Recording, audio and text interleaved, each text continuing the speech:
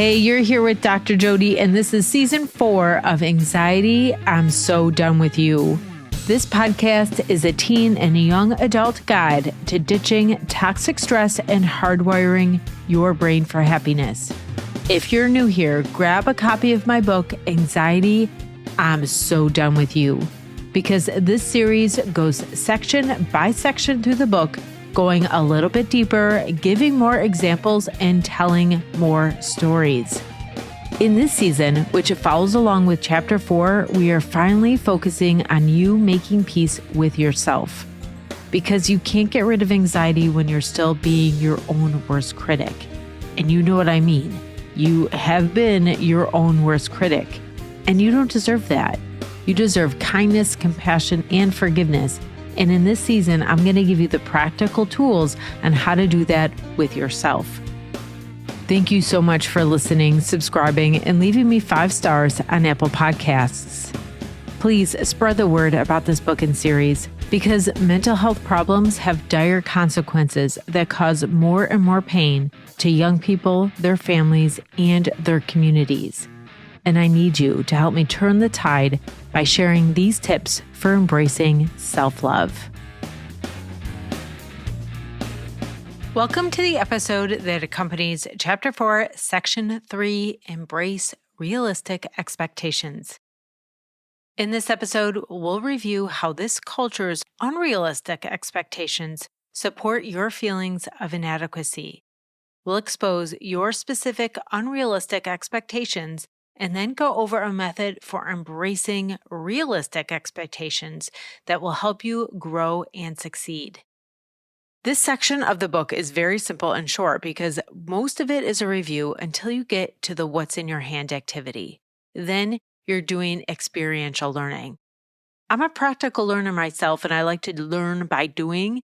I get really frustrated with teachers who tell me that I should do this later.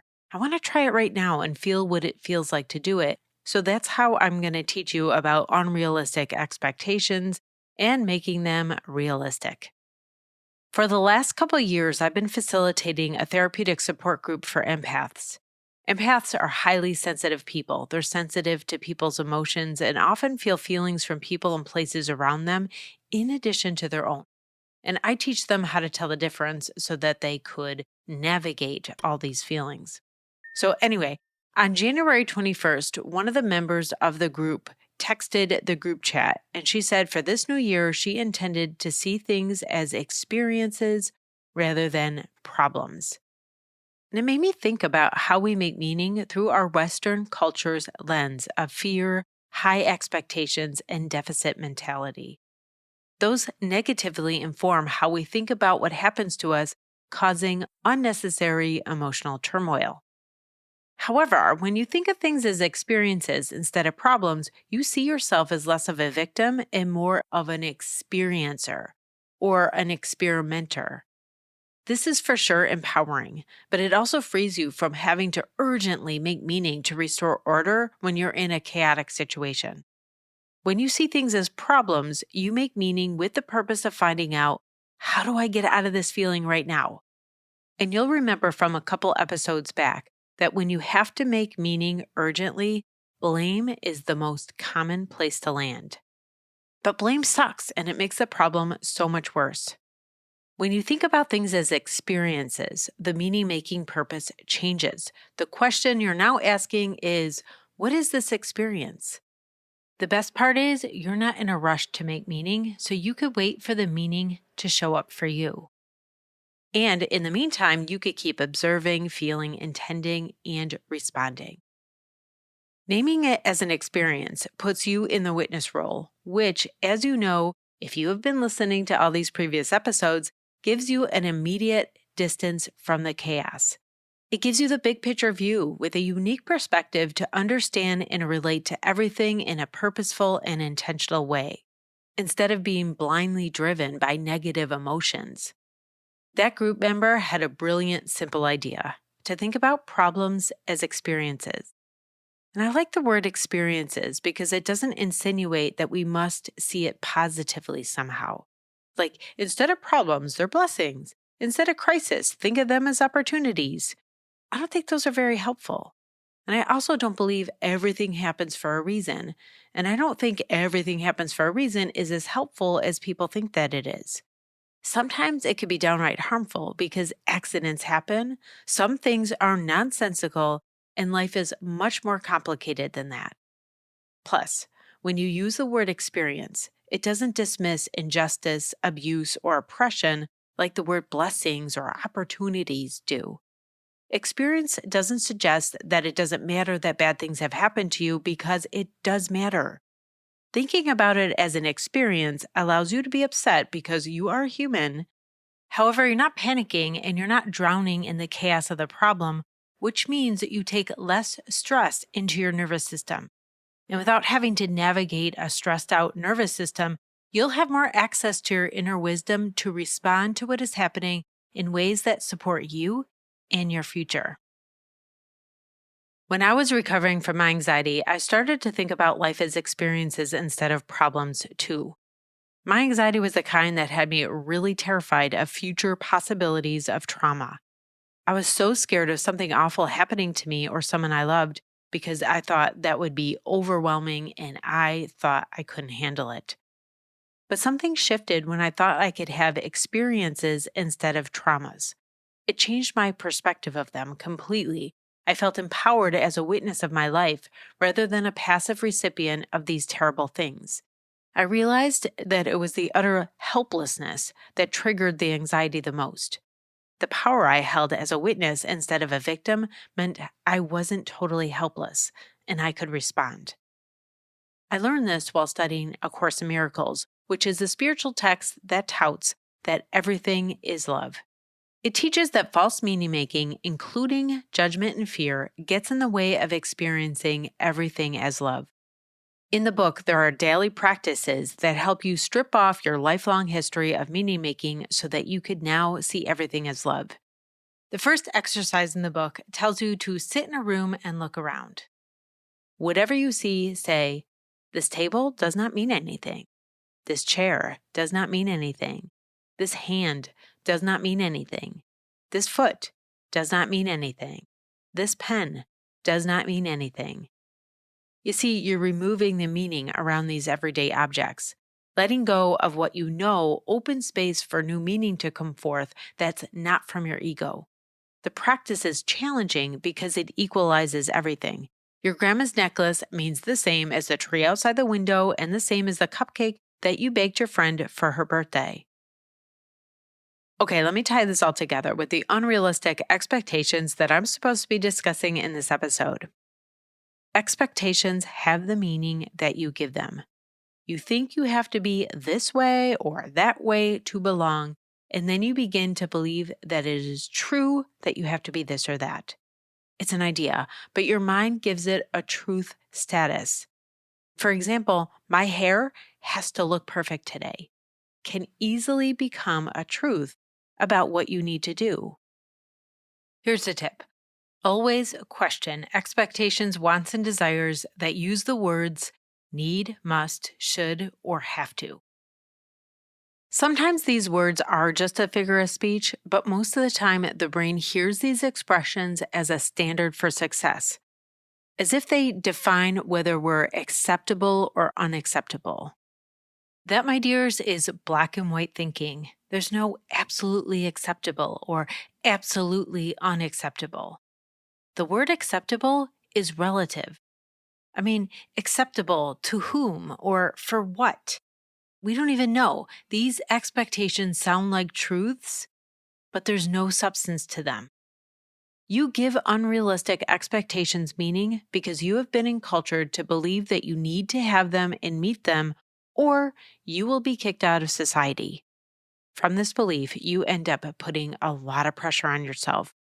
Plus, you don't really know how high the expectation is supposed to be, so you overshoot just to get it right. You can't overshoot perfection, but you can try. It's like being on a hamster wheel, all efforting and not getting anywhere. It doesn't feel good to you, and it doesn't do anything good for you. People often think that unrealistic expectations keep them motivated. They mistakenly assume that they would not get anything done if they were kinder to themselves. but I witness unrealistic expectations getting in the way of people's productivity all the time. The pressure and stress about them make people's resistance rise, even bringing out obstinance, making people refuse to try something even though it is something that they wanted to happen. They say things to themselves like, there's no point, I'm going to fail anyway. Why put the effort in? Okay, not everyone lets that stop them, but even if the undercurrents are there, and even if it just makes you feel guilty, but you keep going, your bandwidth is used up for no good reason. Unrealistic expectations are the basis of all negative self-judgment. Because we have these unrealistic expectations, people in our culture judge ourselves so much. The problem is that we don't think about these unrealistic expectations as expectations. They're so ingrained and much of the time implicit. Again, implicit means that they are unseen, but still there and totally affecting you. You feel the pressure of unrealistic expectations even when you don't explicitly think about them.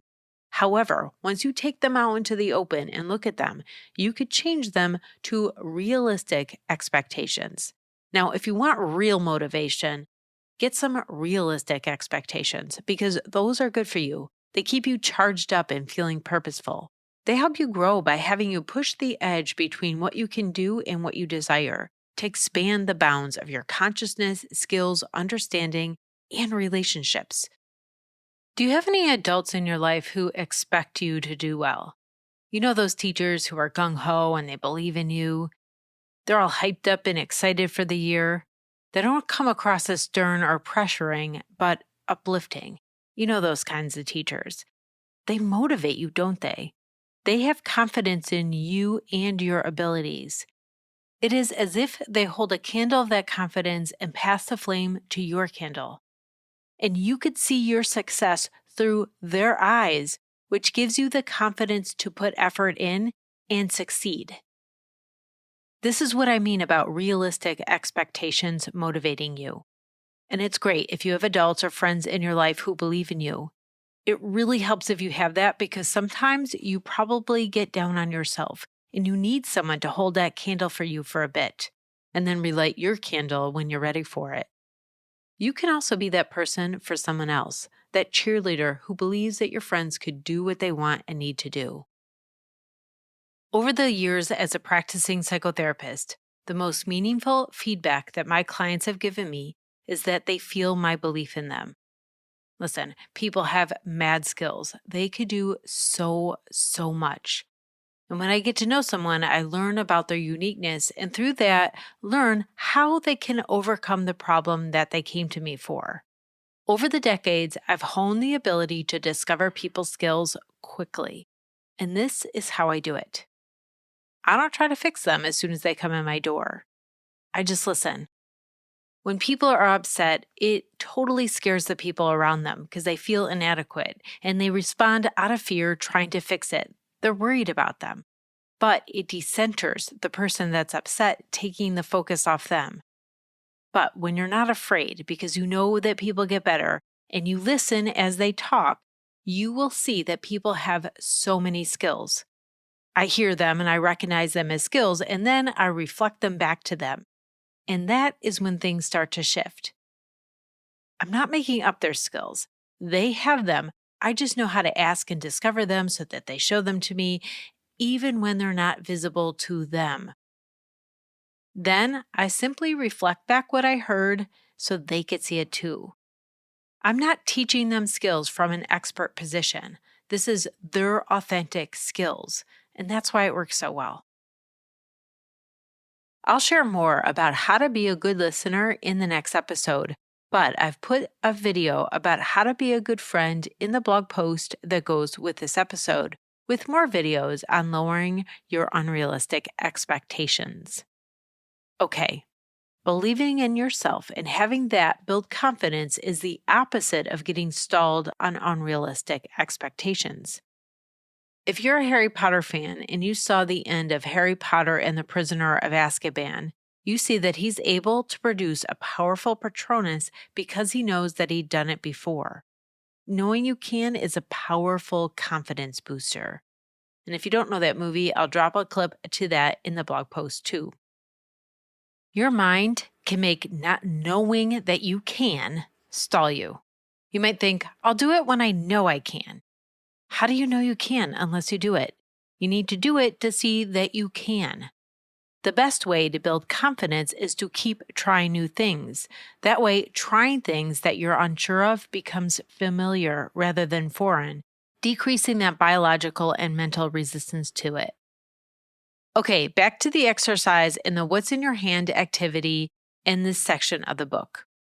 You're visualizing your unrealistic expectations here. I give you many examples because they're so deep inside of you, you need to warm up seeing them so you could get them out from the depths and visible where you could do something about them. Here are some of those examples. I need to act cool at all times. I need to hide my femininity. I need to know what the teacher means. I need to have perfect makeup every day. I can't make waves. I need to ace this test. Please read the whole list that I gave you in the book, and then begin a list of your unrealistic expectations, because we want to make these implicit expectations explicit so that you have more control. Once they start coming out, you may think of more and more. Write them all down and then read them over. Ridiculous? Yeah, probably there's some ridiculous things in there. I want you to have a friend do this activity with you and read them over with your friend. You'll probably be surprised on how many that you have in common. And it's also sad to think of your friend putting that pressure on themselves. Plus, seeing it through how it's happening to them gives you the distance to think about your own as ridiculous too. Have compassion for yourself. You're not crazy for having a list of unrealistic expectations. It's a normal part of growing up in a colonized culture. However, now that you know that these are not truths and so not necessary for you to reach, you can rewrite them. Or you could get rid of them altogether, which is okay too. Some of them I understand that you might want to keep because there's something that's important to you in there. For example, I need to know what the teacher means. You want to do well in the class and don't want to throw that value out. But implicit in I need to know what the teacher means is a lack of trust in yourself. You are skeptical that you didn't grok it from the first way they gave the directions, and you're worried that you won't figure it out on your own. Rewriting this expectation could look something like this. I'm interested in understanding the assignment, and I could take some action to research or ask some questions. But I could also be patient because as I begin to work on the assignment, the directions will probably make more sense. You can hear in my voice that there's less energy and attachment than, I need to know what the teacher means. When you say, I'm interested in understanding, and I could take some action to research or ask questions, but also I could be patient because as I start the assignment, the directions will probably begin to make more sense. There's a plan of how to go forward, but nothing to hook judgment on. My book has more examples to help you integrate all of this, but I also added them to the blog post to assist you. Keep going. List all of your unrealistic expectations and dig deep here. While you're doing it, you might as well clear out as much negative thinking as possible. Use this time while it's at the top of your mind to adjust all of the unrealistic expectations in your life. Expose them, debunk them, and be free of them. Thank you so much for listening to this episode of Anxiety. I'm so done with you. With me, Dr. Jodi. In this episode, you learned how expectations have the meaning that you give them. You heard how that meaning is influenced by your past and by BS cultural standards of being good enough. You learned that once you visualize expectations, you have the power to change them. And then lastly, I gave examples on how to do that. I appreciate your subscribing, commenting, and leaving me 5 stars on Apple Podcasts. As always, there's a link in the show notes to the blog post that goes with this episode that has the transcription and more resources for healing your brain, body, and spirit. Plus, you can hang out with me on YouTube and TikTok at Dr. Jodi. The next episode will cover Chapter 4, Section 4, Embrace Connection. Read or listen to that, and I'll see you there.